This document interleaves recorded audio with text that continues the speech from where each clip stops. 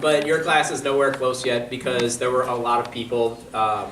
We had a lot of athletes, we had a lot of testing center. There were a lot of rescheduling kind of things that we had to kind of set. So I think I was waiting on maybe like 8 tests from your class. So I was waiting until I got them all in. So yeah, I haven't even actually started yours yet, but we'll get to it. Remember, I've told you I always try to shoot for about a week or so before you get things, back, which I still think is relatively quick with almost 160 total students. So I'll get it back when I do, hopefully Wednesday, but probably more realistically Friday. So, and if they're ready before that, we'll do them before that. So that's kind of what we're working on. We are about ready to jump into part 2 of our syllabus. And part 2 was the kind of that interaction or that connection between unemployment, inflation, and monetary policy. So you can see all of part 2's readings on the syllabus. I like kind of doing the labor market stuff first, which is all nice and self-contained in chapter 8. So we'll probably be in chapter 8 for a couple days. So if you're a read-ahead person, again, please refer to the syllabus. But we'll be here probably for a little bit. Safa, you want to do your thing now? Should I just What? So, that's okay. No, you can still come up here. So just kind of another quick note here. So today is our Coins for the Cause collection for the Delta Gamma Center for Visual Impairment. This is for to help families and children who have visual issues, and just kind of again help them fund research, help them support the families, and so on and so forth. And so we do have our collection thing up here. If anyone brought your spare change, and Safa has cookies, which I believe they were selling them for 50 cents earlier today. And the whole thing was full, so there's not a lot of cookies left, but there's chocolate chip and sugar cookies. I would say just do it at the beginning. Let's just do it now. And yes, if anyone wants cookies, you guys can come up. so if anyone's brought their spare change, please go, you can feel free to bring it down. If you want to buy cookies, we've got cookies for 50 cents. And we'll just take care of this all right up to the front loading of it.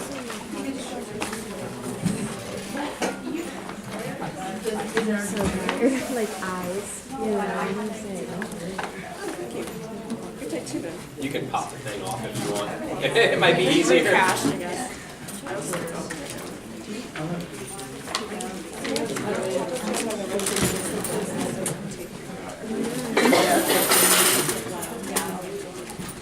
Nice. I didn't do that last night. That's why. Those are chocolate chip. We'll do this a few times a year, so save spare change. I think we have 2 more scheduled for the semester.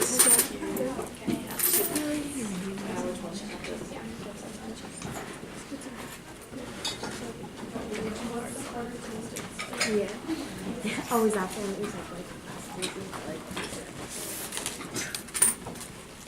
You can take a picture if you want. One cookie? Yeah.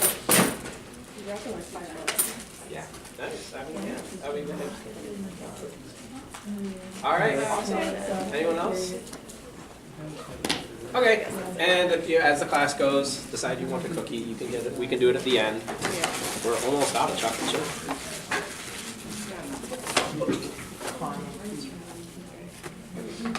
Okay. Thanks, Safa.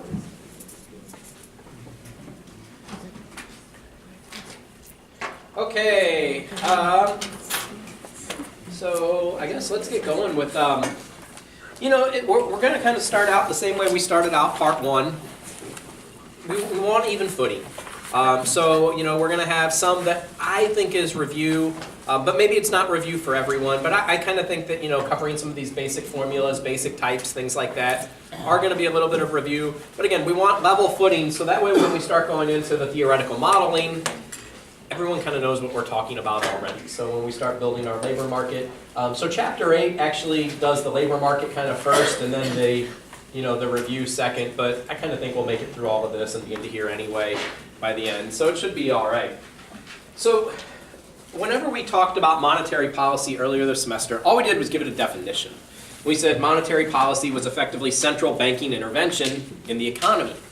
And So when we think about that, you might not think that this has anything to do with our topics up here, unemployment or inflation, but it actually has everything to do with it. We find that there is a link between the two variables. And I'm going to give you just the kind of, let's not think about data, let's just kind of, just kind of the obvious thing behind it. If there is a lot of money into society, so if the government is putting money into society, putting money into society, putting money into society, what does that mean? It means that people have the capability of buying more stuff. Now, we know that there is one potential side effect of that. We could see inflation. We could devalue the dollar if we put a lot of money into society at once. There is another side effect, though. If people are buying a lot of stuff, companies have to produce a lot of stuff, which means they have to hire more workers. So there's a delicate balance, and if nothing else, a connection between the amount of money that's being put in society, which could cause inflation, and the impact that has on production and need for the workforce. So our Federal Reserve, our central bank, kind of has this dual mandate, and most people don't think about the second one. Maybe inflation's a little bit more primary in their thought. But one of their mandates is to effectively monitor the unemployment rate, and if unemployment rates are going up, to maybe go ahead and put more money in society to see if they can instigate people buying products, which will then instigate firms to hire workers, causing the unemployment rate to be reduced. It is a balancing act, because if you go too far, well, then you get into that inflation, problems with inflation, maybe even hyperinflation, which we'll talk about near the end of our kind of topics for part 2. So that's kind of why we look at unemployment and inflation together, because there is a very strong relationship, especially in the United States, and that dual mandate of our central bank. So I like starting it with the unemployment information. So that's where we're going to look at, and just some of the basics. Again, I think that we can knock out a lot of these basics, what was 2 or so weeks of lecture in your 1900 class, and like a half the class. So first of all, just a basic definition. Unemployment occurs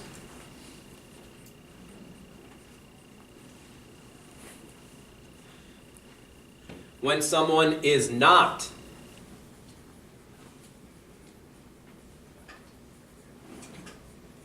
currently working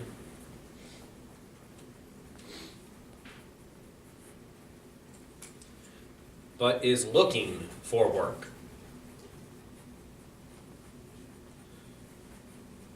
You are not currently working but are looking for work. Looking is a key component. It is not enough to just be not working. In order to be statistically considered unemployed, you must also be looking for employment. So we have our base definition down. Where do we get these values that we've already pulled up online, that civilian unemployment rate in one of our Excel examples. So those are calculated monthly by the Bureau of Labor Statistics. They do it by old school survey, so not online.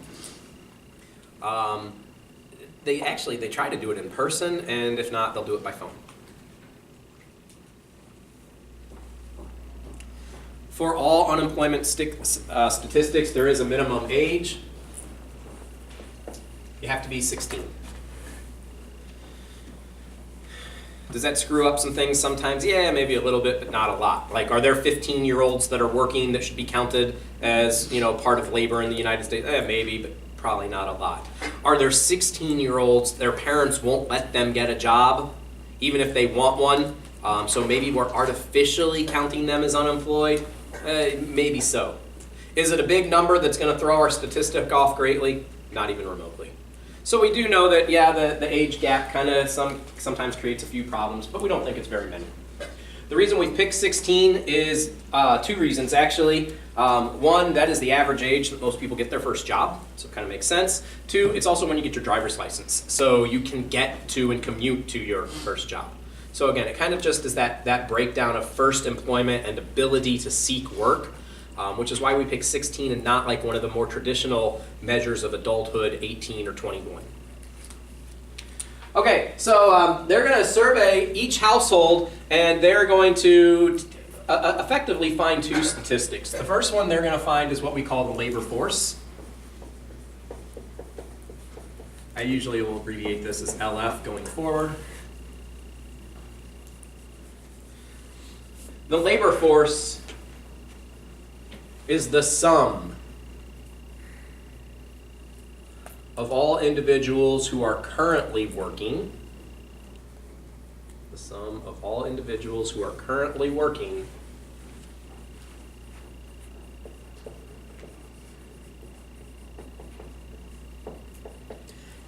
and all of those looking for work.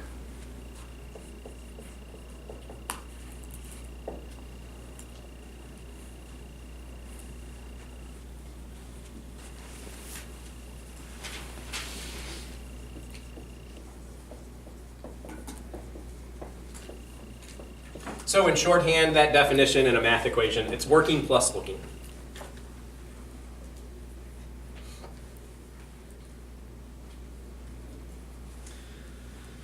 Effectively, we believe that the labor force represents who in society wants to work.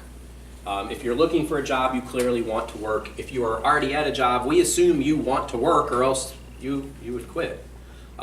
So these are the people who want to work in society.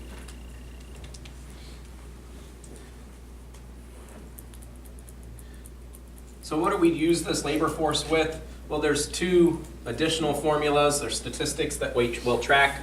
One is the unemployment rate.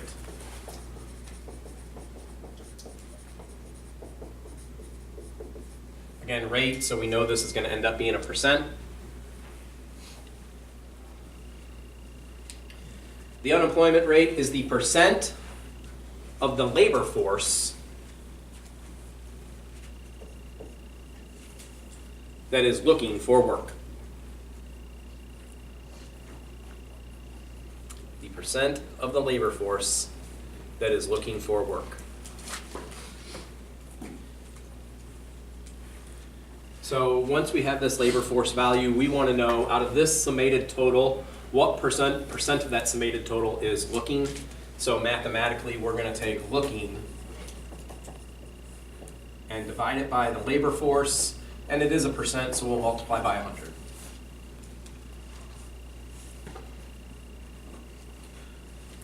One just really quick note, the labor force and the population are not the same thing. And that's something that the media, they screw it up. And not because they don't know, it's just because they don't think when they're kind of reporting it or speaking it. Like you'll see on the news one night, they'll say, well, the unemployment rate is 10%. And then the other news anchor will say, wow, can you believe 10% of the people are unemployed? And they kind of have this like implication that it's like 10% of the US population. Well, that's not it. 10% of the labor force, only 10% of those who want to work would be unemployed in that situation. So not even remotely close to the whole population. We'll pull up some of the stats at some point here going forward, but just kind of the gist of it. So the US population is about 330 million. The US labor force is about 170 million. So really only about half the population or so is actually in the labor force. So that's one statistic that they'll look at.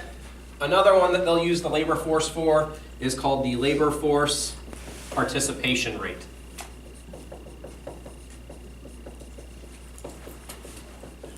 LFPR is its common designation.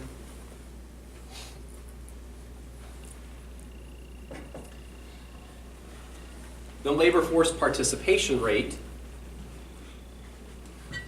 is the percent of the eligible population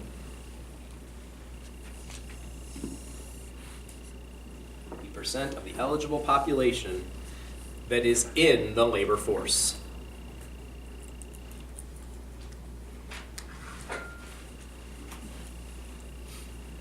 Percent of the eligible population that is in the labor force. So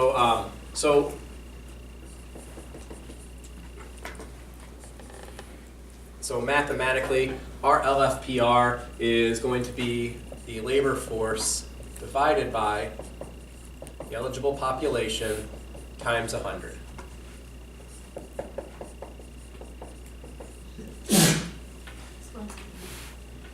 So I think kind of the next question that we need to address then is, well, what do we mean by eligible population? So what does it take to be eligible? And then from that, we'll kind of get a user-friendly definition, maybe for LFPR as well. So one of our eligibility requirements, we've kind of talked about, not eligible. We're going to do it in reverse.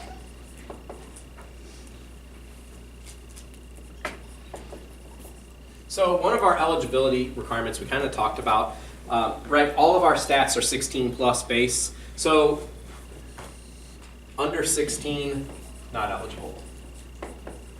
They're going to drop out of all statistics entirely. So right off the bat, remember I said our population 330 million. How many of them are kids? All of them are out of the statistic.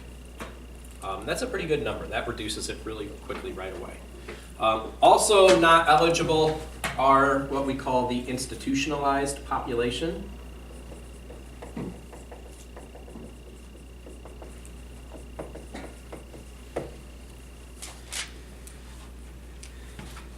There's two types of institutionalized.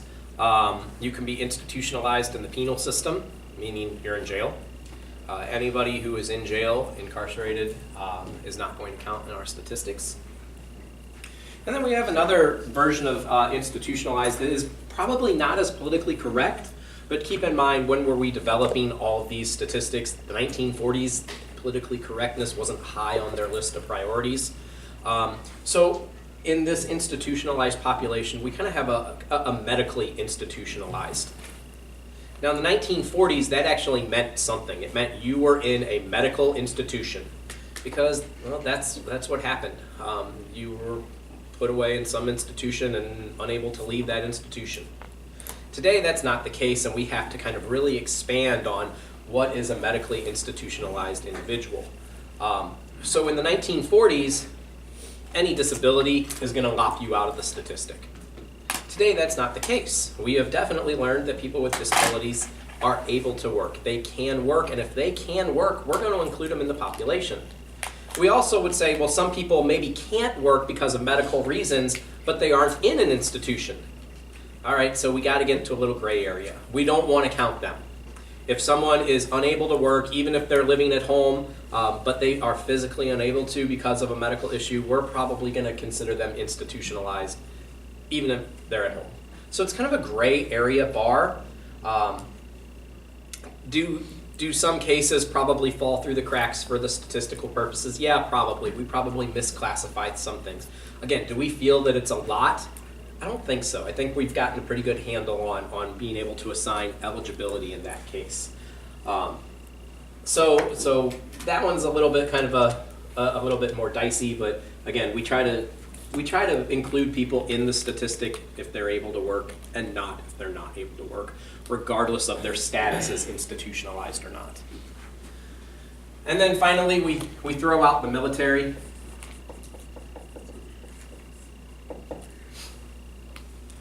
Again, if you think about when the statistics were created, 1940s, where was our military in the 1940s? Well, if you were in the military, you were not in the United States. You were in Europe, or you were in Asia.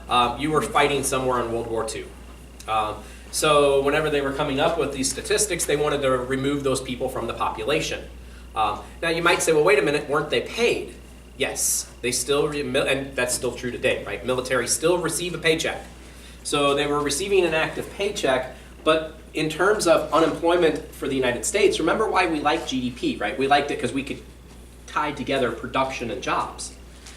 In this case, the military is unable to engage in production domestically. They're not building cars or growing crops or whatever. They're somewhere overseas. So because they're not able to engage in domestic production, we tend to kind of throw them out of employment statistics. They're not working in the country. Now, like I said, that was the 1940s. It's different today, right? You can be in the military and not be in Japan. Yes, very true. But we do still find that if you are full-time military, not reserves, if you are full-time military, you are still not going to be allowed to engage in production. Again, reserves, it's different. But the full-time military, they don't allow it. You have to be very, very, very high ranking to have both a full-time military career and a private sector job. And in fact, you're probably at minimum a colonel, and you're probably working in defense contracting. So there's probably some very related instances. But I've never heard of anyone who wasn't at minimum an officer holding a private sector job. And even that is incredibly frowned on. I mean, you're not going to find even someone around like a lieutenant rank or anything having a private sector job. So because of that, we do tend to throw out all active duty military still from this statistic. So this is kind of our, not eligible. Beyond that, we consider everybody else eligible. And if we think then about what does eligible mean, kind of an ad hoc, not perfect, but generalization definition, think about kind of how I was describing these. Can you engage in production? If the answer is yes, we consider you eligible.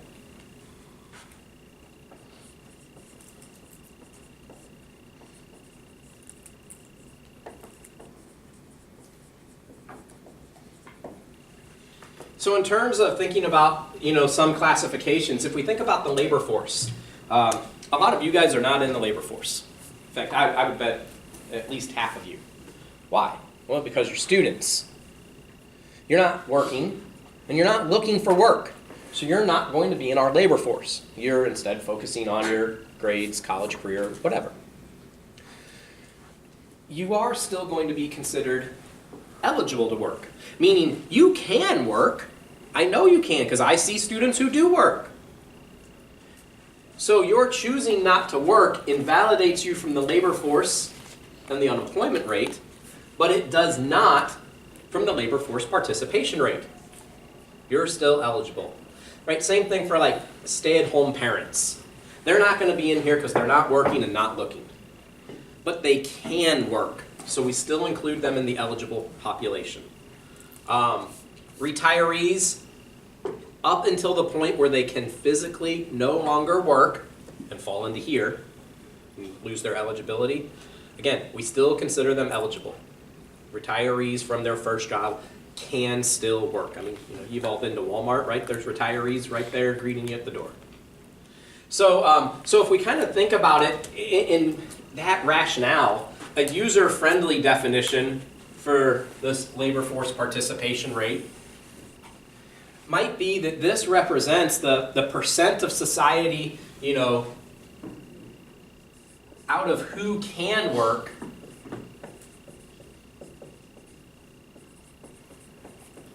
what percent want to. That's probably a good user-friendly definition for what the LFPR is. So for any society, out of all those who can work, what percent want to? For the United States, that has hovered in the mid-60s for a long time. Between 62 and 65. That's not uncommon for industrialized nations. It is a little low for some of our industrialized counterparts. Some of that may be a population factor. The United States has a bigger population, say, than England. So some of it might be captured in just that population effect, but that's not really far removed from what we expect from most industrialized nations. Somewhere probably between 60 and 70%. Above 70 might be a little high, below 60 might be a little low. I think below 60 would definitely be low. So that's not out of the realm of normal, if you will. Okay, so these are our statistics that the Bureau of Labor Statistics calculates monthly. Once they get these statistics, it then comes to classification. They classify unemployment a couple of different ways.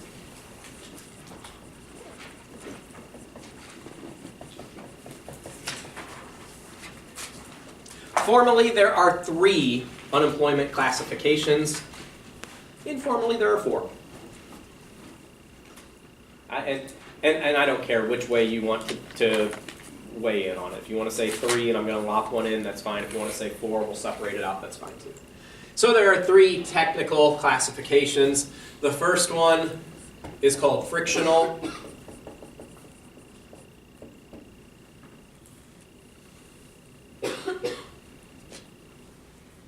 Frictional unemployment reflects a short-term mismatch in the labor market.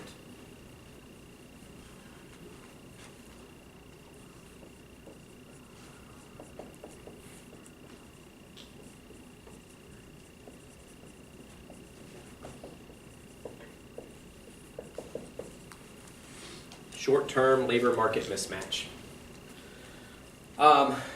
So before we get into some examples, I guess, what do we mean by short-term? So yeah, we don't handle time very well in economics. I don't have an exact answer for you. Short-term used to mean we tried to lump you into about a 6-month window. That if you were out of work for 6 months, but within 6 months found another job, you were probably frictional, based on, depending on how you were, how you lost your job. So we used to kind of like 6 months. 6 months has kind of been thrown out the door now. We don't really have a great way of thinking about what does short term mean anymore. And really a lot of that is because of the Great Recession in the 2000s. And even a little bit before that, our kind of definition of short term expanded.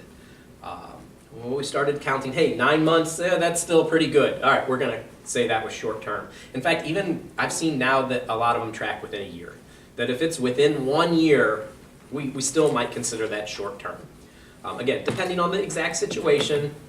So I guess kind of for us, if we just base it to say somewhere between 6 months on the low, 1 year on the extreme high for quote unquote short term.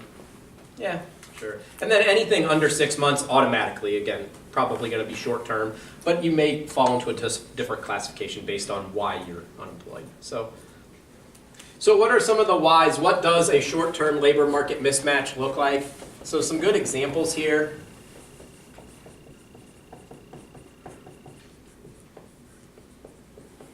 One of the really best examples is like recent graduates from college.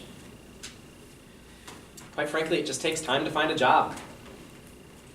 So you graduate, you go through, the application process, the interview process. It's not like you're hired, the day right after graduation. That probably is kind of disappointing. But there's no companies waiting for you outside of the Chaffetz to hire you up. If you don't have a job pre-lined up, you're going to go through that process. And again, this is kind of where that 6 months came in. Prior to 2009, the average time it took someone to find a career job after college was 6 months. Right? That's why we want you guys starting in January, so you're working in June. It took about 6 months. That has gone up. So I know, very disappointing, very discouraging. Now the average time that it takes to find your first career job is about 10 months after college graduation. So we still lock that in frictional. We still kind of say that's still short term. That's okay because now we've made adjustments. We're on you guys in October about doing that crap, right? When's the career fair? October. Because we know it's going to take you about 10 months of everything to go through and find that job. So definitely my little plug for this ERC, take advantage of their service because you don't want to be that person who you graduated in May and it's October and you're still kind of looking, right? Get a jump on it early. Okay, but if you are that person, that's okay. We have a classification for you. You're frictionally unemployed. Who else might we put in here? Job changers. In this case, we feel that you were changing jobs because you don't want a current job and you don't feel your skills match with the current job. It does tend to be short term. So you quit one job for another is what job changers means. It does tend to be short term, especially the older that you get. I know when you were young, you were in high school, whatever, you could quit a job because it sucked. You lose that ability the older and older and older you get as you have more financial responsibilities. To the point where you're, if you're going into your 20s, 30s, whatnot, you're not going to quit a job unless you are relatively certain you have another job lined up which means it's probably going to be in that short term. You're going to be unemployed for a few days, a few weeks, maybe a month, whatever, or else you wouldn't quit your first job. In both of these scenarios,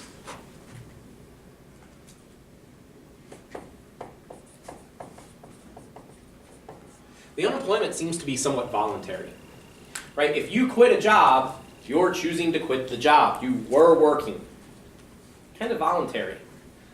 We actually say recent college graduates are voluntarily unemployed too, and you may say, that's not true. I totally want a job. That's why you're paying $42,000. Okay, but here's the thing, I could get any of you a job. Because there's a giant IKEA over there that is always hiring people, and we can walk over and get a job right away.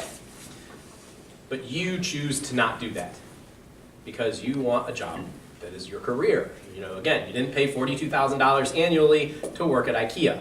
So you voluntarily pass on those positions. So because of that, we do tend to notice that frictional unemployment does have a lot of voluntary elements to it. This is not that you can't find a job because you lack skills. It's that you're trying to find that perfect match. Where do I write match? You're trying to find that perfect match for your skills. And it just takes a little bit of time. So number two, sort of, I'll call it, how about this, 1.5? Because this is not official. Our textbook classifies it as frictional. Is it frictional? I don't know. My 1900 textbook classifies it as structural. Most textbooks make it a fourth type. Yeah, there's some kind of debate here. It is not officially a type. Seasonal. So like I said, our textbook locks it in with frictional. They say it's a short-term labor market mismatch. Seasonal unemployment occurs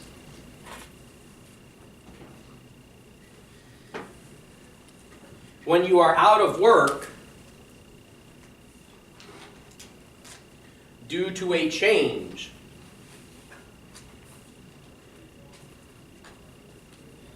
in the time of year.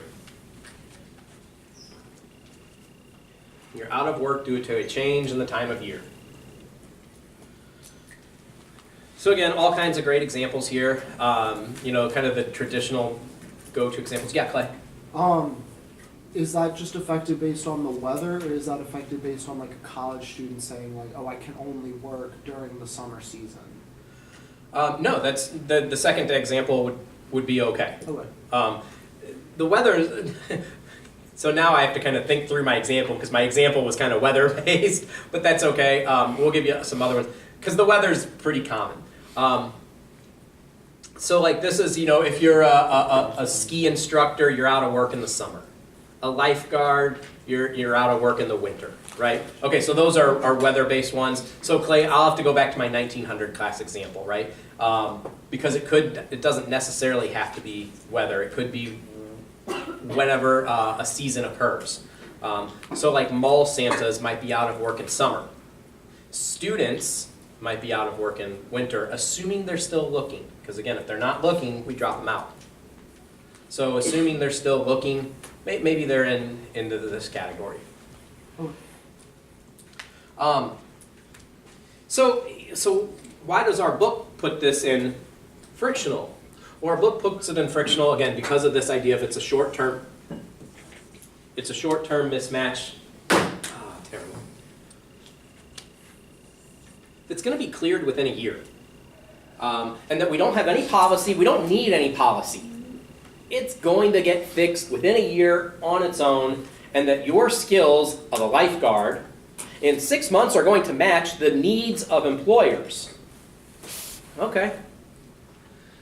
Why do some books want it out of frictional? Because again, we tend to notice that all frictional shares this kind of voluntary component. And that's not the case typically with seasonal employees. They're not voluntarily unemployed. They would like to keep being a lifeguard all year round. The demand effectively disappears for their service for a period of time in the year. Now, my examples are kind of dumb because how many people are we really talking, right? Ski instructors in the summer. I'm sure there are people, but we've already been throwing out groups of population saying, it's such a small number, it doesn't affect it. Why am I not worried about that here? It has to do with two industries. We have two industries that are incredibly hit by seasonal unemployment in the United States. We have the construction industry and the retail industry. We clearly have a season for each. The construction industry runs from about April, May, whenever it warms up and stops raining, until about October, November, when it gets too cold and snowy and you don't want to be on a roof in the ice. And if you think about that, it meets these qualifications, right? It's short term. If you're out of work from October to May, all right, that's within that 6-month window. It's short term. It's a labor market mismatch. Your skill of a roofer is just not needed when it's icy. It's going to clear up on its own. However, it's not voluntary. You want to be working during this process. And it doesn't make sense for you to, with our job changers, our recent college grads, to go and apply at IKEA. Because you already have a much better paying job that is waiting for you when the weather turns. So, it's kind of tricky. It's the same thing for retail, right? We have a retail season. The retail season really revs up in third and fourth quarter. It starts in second quarter. First quarter, not even at all. So we have these two industries that are incredibly huge. Both of them are we're talking hundreds of thousands of workers, millions of workers, that seem to be really affected by that season. And so because those industries are so big, they've actually started pulling some of this out statistically. And they've kind of started making it its own category, but they do not officially recognize it as a category. So the BLS, and we don't have time to look at their report today, but we'll look at it on Wednesday. In their BLS report, they report this as its own, but they don't officially recognize it as a category. So it's kind of weird. Like I said, our book lops it into frictional. For the purposes of our class, you might write this down, when we are doing calculations, it will be its own category. So just like the BLS does, we will report a calculation as seasonal is seasonal. Good? Cool? Okay. All right, so now we're on to 2 or 3 or however you wanted to number these. Oh, maybe I'll just do that. So however we want to number these. The next one is structural.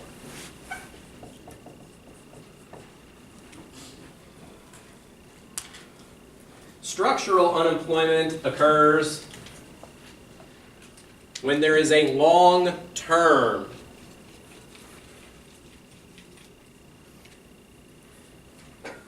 mismatch in the labor market.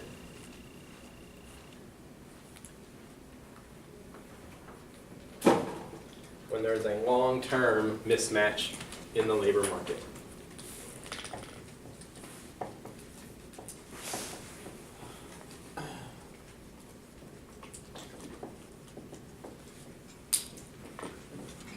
And again, we don't have a great time frame for long term. So we look at some of those root causes, because we might put someone in, hey, you're out of work 6 months, 9 months. We may put you in structural if we think it's a long-term mismatch, meaning it's one that typically will take longer to clear. So here, we'll just get into some of the examples so you can kind of see what I mean. One of the best examples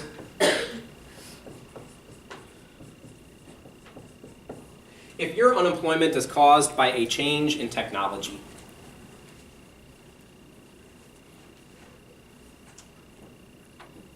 Lose your job to a robot.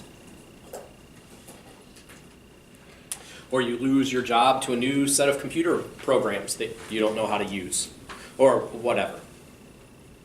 If you lost your job because of technology, that's probably going to be long-term, meaning it's unlikely you're getting that job back in reality.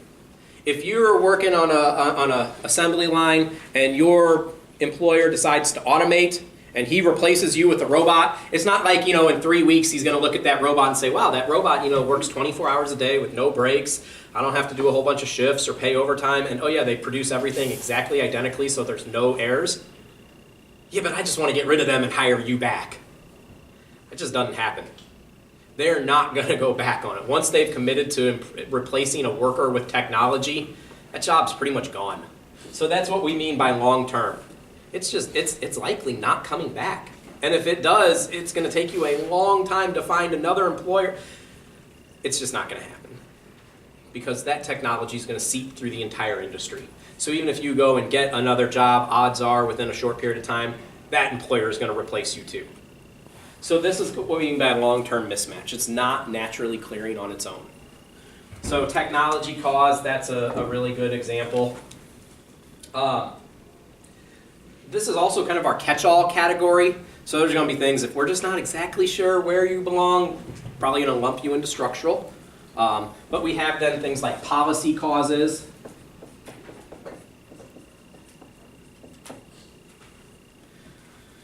One of the things we do when we do the labor market graphically and mathematically is we will look at the effects of some policies. One of them is going to be minimum wage.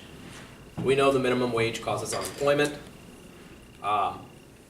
And again, it tends to be a long-term unemployed effect. So if it's any kind of policy, it's going to get lumped into here. And our textbook talks about 3 different types of policies. So we'll talk about 3 different types of policies, although we'll probably only model 2 of them. So that's going to get caused in there.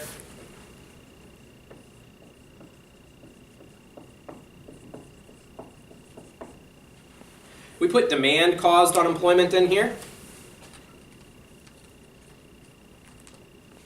So what is demand-caused unemployment?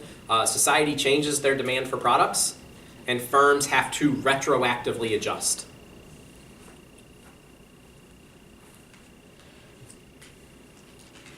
So again, the traditional example of demand-caused unemployment that the books all like to use is carriage wheel makers. And usually I have to explain, wait, what do you mean by carriage wheel makers? Like horse-drawn carriages, right? You know, before cars, that's how people got around. Okay, so what if that was your skill? Your skill was you make carriage wheels. Well, as soon as the automobile was invented, society's demand shifted. They shifted away from your skill.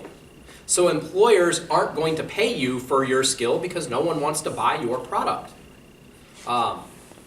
In St. Louis, April, I think it made it to April ballot.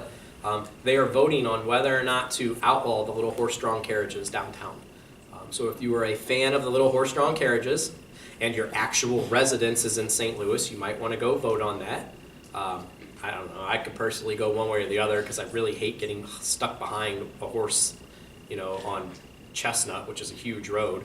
And that happens a lot, so if they get voted out, okay. But I totally understand if, you know, you want to go on a quasi-romantic date and that sounds good, you might want to keep them. If you're drunk after the ball game and you think that's a great way to get back to SLU is by horse-drawn carriage, you might want to go vote on it. And if you vote yes, you might keep somebody employed. The person who makes those carriage wheels. But realistically, this is going to fall into that long term because if the demand is gone, it is gone forever. As a society, we are not going to say, you know what, screw cars, let's go back to horses.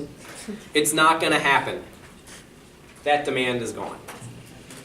So if society's demand disappears, it's going to fall into that long-term labor market mismatch. Now, you'll notice all of these, I'm out of room, but I'm going to fit it in here.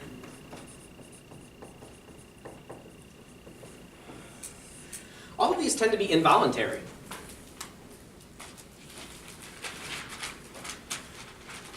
You didn't want to be replaced by a robot. You got laid off. You didn't want people to stop buying carriage wheels, but they did. And because these are long-term, so all of these involuntary, because these are long-term, really this typically means a change in your life. A lot of our structurally unemployed people, these are the people that are going back to school. These are the people that are going and getting a new degree. They need to learn a new field. Okay, I was replaced by a robot or I was replaced by a computer. Can I learn to write the programs for that computer? So these are going to be a lot of the re-education or the re-entry to the education system. Yeah? For people who are like on paid medical leave or like maternity leave, would they fall under not eligible or would they fall under structural or like, I don't know, because if they're like being paid still. So, okay, so maternity is always kind of a interesting fact on its own. But now it's maternity and paternity, and we're probably still going to count you as employed. We're probably not going to make that distinction to take you out of the statistic, because from your employer's point of view, you're still working. So we're going to count you. Now, long-term medical disabled, you might fall. It depends. Again, it's that gray area. Do we believe that you can be productive? Maybe not in what you were doing before, but can you still be productive in society? If the answer is no, you're going to kind of fall into that not eligible, and we're effectively going to pull you out of most of the statistics. If the answer is yes, we're probably still going to include you. And if you're looking for work, we're going to count you as unemployed, and you're probably going to get put in here. Again, it's our catch-all. If it doesn't have a perfect fit, it probably is going to fall into that long-term mismatch, that it's going to take a while before your skills and the labor market skills mush together and you get a job. So that would probably be most likely. So this is kind of, again, why seasonal presents a tough challenge. Since seasonal, we believe, is involuntary, a lot of books like chucking it in here, even though it's not long-term. But it does kind of have some of those other similarities of you got laid off because something out of your control. So, yeah, that might be the case. Yeah? So what if the economy is in a recession and you lose your job and it's, say, the carriage driver, and just people stop doing that just because of recession? Is that going to be cyclical or is that structural? That is going to be cyclical. That is a great one. So, Luke, I could have paid you for that segue, but I didn't. Sorry. Yeah. Next time. We have one more type. Our fourth type, cyclical. Let's get a definition, then can we tie your point? We have a minute left. Can we tie it to next time after the definition? Cyclical unemployment occurs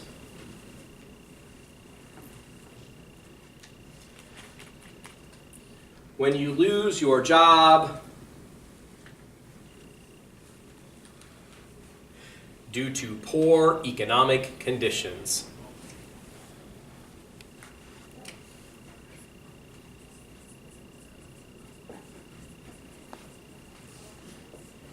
You lose your job due to poor economic conditions, i.e., this is recession-caused unemployment.